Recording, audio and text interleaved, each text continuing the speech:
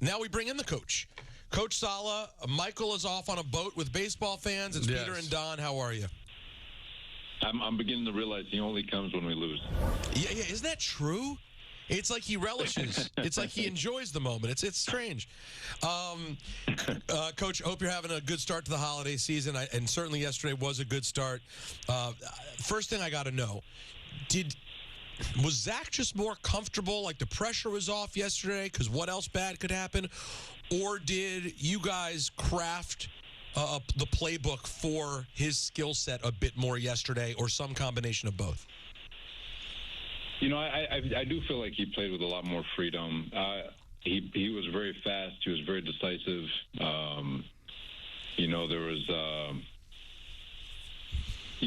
from a conceptual standpoint, being able to cancel out routes based on the coverage he was getting and getting it to Brees as quickly as quick as he did.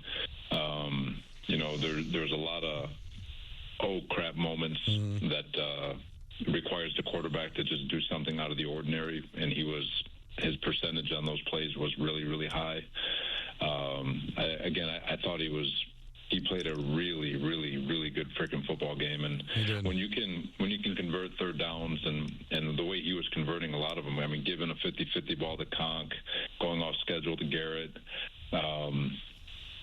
completing drive routes. I mean, getting a check down with a free runner in his face to Brees for a first down. There's a lot of different occasions where he was able to create by either being fast or giving his guys a chance to make a play.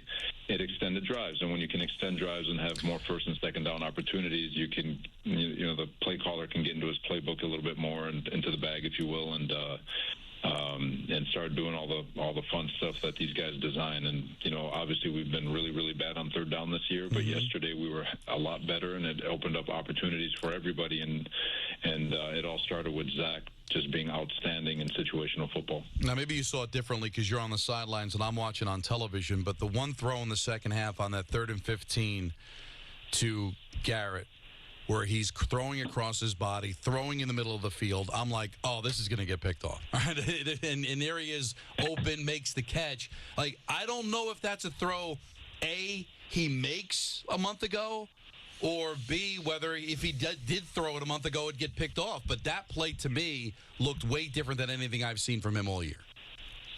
No, for sure. I'll also tell you, if you go and when you get the all-22, the one that I challenged, I ended up losing the challenge with Garrett on the sideline. Mm-hmm. The throw he made there. Oh, that was great. It was disgusting, and it was just an inch off. But he's no one will deny his talent. And nobody will. He's an uber talented young man. It's just piecing it together and playing fast, like I've said, and taking advantage of what the defense gives you. And like we said, just play loose, let it rip. Doesn't mean be careless. It just means just trust what your eyes see and play fast, and I thought he did that yesterday. The two plays that really made me go wow were the one to Wilson on the sideline that didn't count, as you just said, and the one to Ruckert where he went through his progressions, and then that he really, I was like, oh, now I'm seeing what people obviously have always seen in Zach, this physical talent. So are we able to pinpoint what it is, Coach, that is tough on him? I mean, you said moving quickly and being able to get through things, but what is sort of the mental block that makes it not always feel like yesterday? That's a good question. I think it's all. I know it's going to be. It all goes with confidence and just having faith that it's.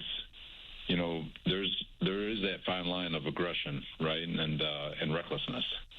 And I felt like he was smart with where he was aggressive, and like the balls, the two of the throws that he threw to Conklin, those are aggressive football plays. That's not careless. And Conklin goes up and makes it work. He threw one to his left to Garrett. That's an aggressive football play. That's not careless. So I feel like he was very calculated. I felt like he was very comfortable in the pocket and very decisive. A couple of plays, on some of the checkdowns that he took, and in previous weeks, it's been try to extend to make plays. Again, a lot of guys pressing, try to extend to make a play when really just give it to Brees, give it to Dalvin, whoever's in the flat, and let them go make a guy miss and bust one for 20. And it was just kind of working for everybody, and for him, like I said, he was playing very, very fast yesterday and being aggressive when the opportunity presented itself. So how much did the play calling change from this game to the last one he started, if at all? It's just, like I said, it was just more opportunity. When you're converting third downs, you can create your normal ball situation when you have a lead, or if you're within a score. It's a 0-0 game for the most part. We have a 7-0 lead.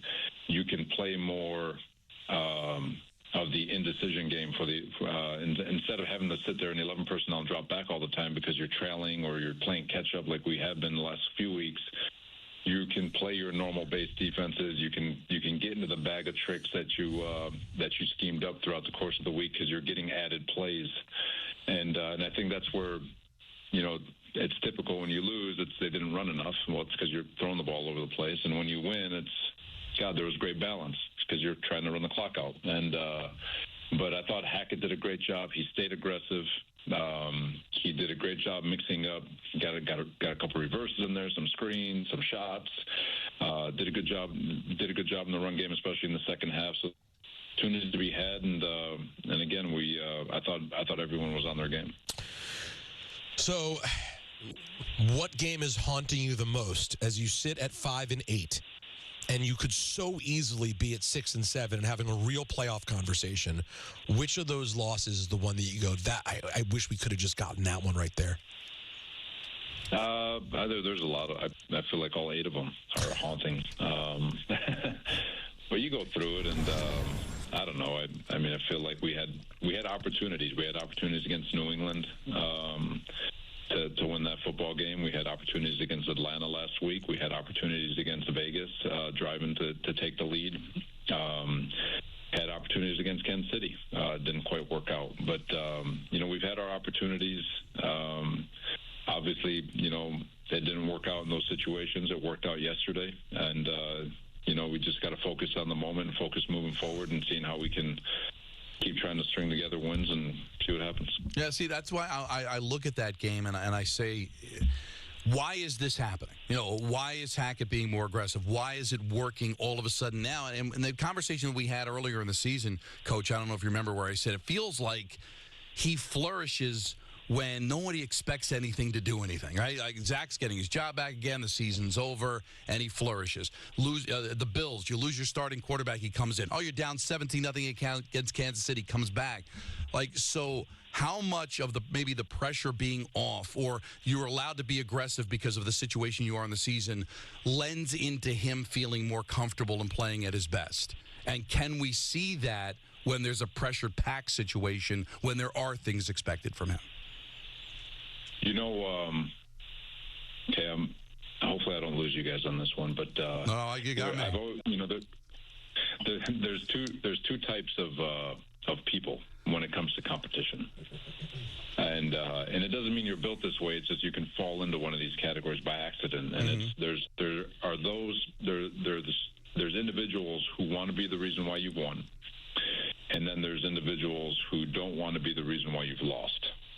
And it's a mentality. It's a confidence. There's a confidence thing, and Zach is very confident. He's a very confident individual, and I felt it when he walked into my office to start the week and said, "I want the ball. I want to play."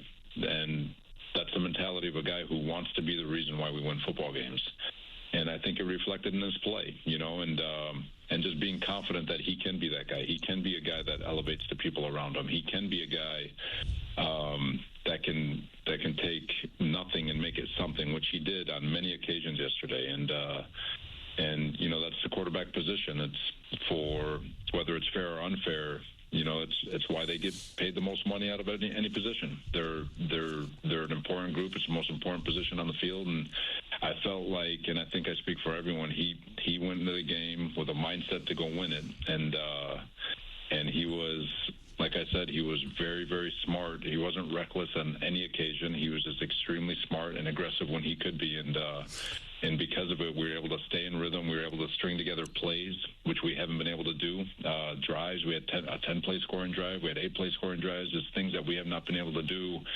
And a lot of that credit has to do with him making things work. And as unfair as this sounds, Coach, now go out and do it again.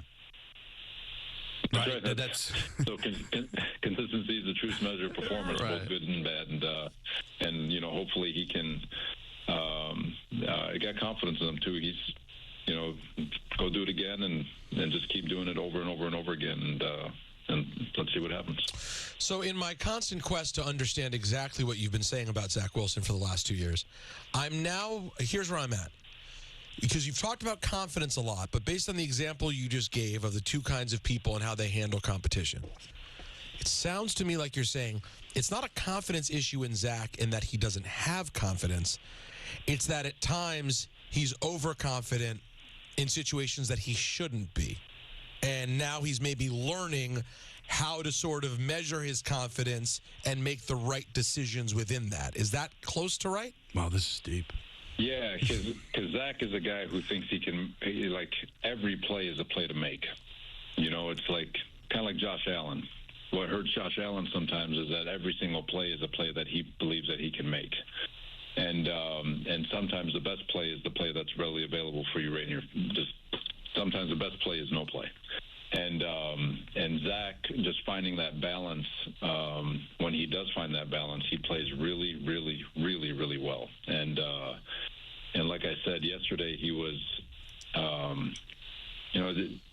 like I said, getting the ball in the Breece's hands and giving guys 50-50 balls that they could go win on. And I don't think he really put the ball in harm's way at all. And you could look at it that way. I know he's got tremendous confidence in his ability, his arm talent, his ability to put the ball anywhere he wants, and because of it, he's ultra aggressive sometimes. But yesterday, like I said, he struck an awesome balance. Now we have the Aaron Rodgers situation. There's still 4 more games left in the season. We were asking the question to the callers and the listeners, Coach. I want to see more of Zach now. I want to see whether he can string that consistency together. Does that affect at all when or if we see Aaron Rodgers, or is it just a case of if Aaron wants to play and he's able to play, he's going to play? I don't have any answers for that because there's still I still need the doctor's note, right? He's, as far as I'm concerned, he's just doing rehab. If he's progressed, if the doctors clear him to progress to something else, we'll have those discussions. But I have no indication on whether or not he'll be cleared for anything. I know there was a lot of reports out there, but as far as our understanding is he's still part of rehab, and until they deliver a different set of rules to me, we're progressing as normal. Coach, did you happen? I know you had a busy day yesterday. Did you happen to get a chance to see the end of the Kansas City Buffalo game? I did. What were your thoughts? There seems to be some level of controversy around this. To Don and myself, it looked like it was clear that Tony was offsides, didn't check with the refs. I don't know what they're supposed to do. You as a football guy, how did you process that? So when you just listening to Coach Reed's comments after the game, I understand. Because, for example, most of the time it doesn't happen on offense, but from a defensive standpoint, when one of our guys are aligning in the neutral zone, they give us a warning, and then we fix it, and then it's over. And if they do it again, they throw the flag. But usually they give us a warning that so-and-so is offsides, get them back, or I'm going to have to flag them. Or, hey, your right tackle is lining up pretty deep, scoot them up, or we're going to have to flag them. So that communication usually happens very early in the game, and then we have a chance to go fix it. With regard to receiver alignment, communication is always paramount because, it's blade of grass. So that blade of grass can get, if you imagine, it can look like all 11 guys or 10 guys are on the line of scrimmage at times with the way some of these guys line up. But communication with the referee, look at them, let them know you're back, you're off, you're on. Hey, am I good with the way I'm crowding a line? So you look for that too. So there's a lot of different things. I can't speak for what was happening in game, but it's unfortunate because that was a hell of a play that got negated for that. And I wouldn't look so much at the foul, but how it got to the foul and whether or not there was actual communication and all that stuff beforehand. So just, again, only thing that we ask for is consistency.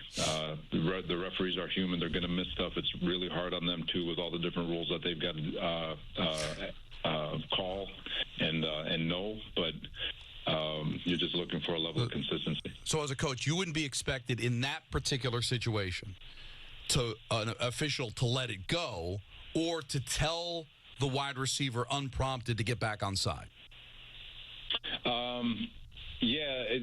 You would first, as a coach, you're always going to talk to your players first to make sure that they're communicating with the refs on, hey, am I good? Because that is constant.